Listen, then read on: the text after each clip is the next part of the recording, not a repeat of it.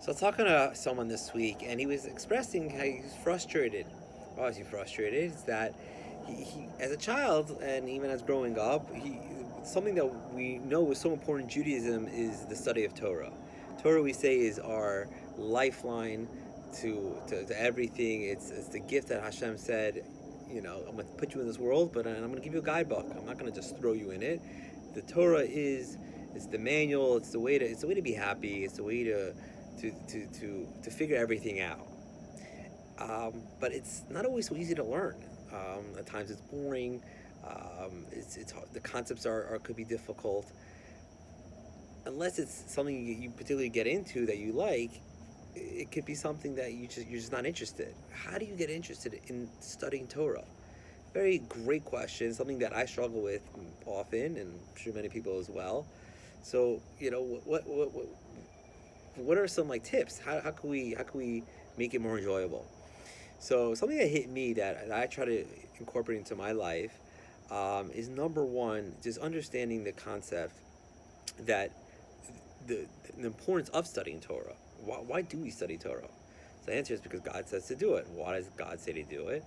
So it's expressed, it's brought down that God says, "Barasi Yitzhara, Barasi Torah Tavlid," which means I created the Yitzhara, I created the inclination, the ego, the chatter, the voices in the head to try to put you to make you feel bad about yourself, and to do this wrong and not that, to make life a little challenging, and not just any challenge is really many times it's the Yetzer Hara that's behind it, and God says, so I created that, Barasi Torah Talim, but I created the Torah as the antidote. The way to beat that is through the study of Torah. That's it. You study Torah, that will give you the power, that will equip you to deal with such challenges. Is it mystical? Is it, does it make you stronger emotionally? I'm not exactly sure what that power is, but just to know that if you believe in God, and God created the world, He created us, He gave us the Torah. He says this is what's going to help you navigate through the struggles of life. That's step one. Step two is on a practical level. I think many times when we study Torah and we start getting into it, we get distracted. We all the voids. Forget Judaism. Just we think about work, we think about our family. And that's probably also the Yetzer Hara. It's the evil inclination trying not to get you to study Torah. And we have to just look at those voices, kind of step out. It's like, I guess, I don't know if it's mindfulness. It's just look at those voices. I see what you're trying to do.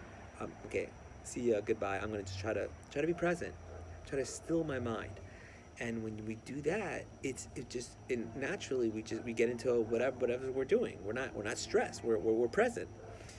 Um, I think that this doesn't just apply to Torah. This is probably to anything when it comes to prayer. Many times prayer is also very not so enjoyable because maybe we're not present. Are we thinking about what we're saying? Are we trying to understand what we say? When we do that, I think naturally, organically, it talks to our soul. Because God said that Torah is for everyone, prayer is for everyone.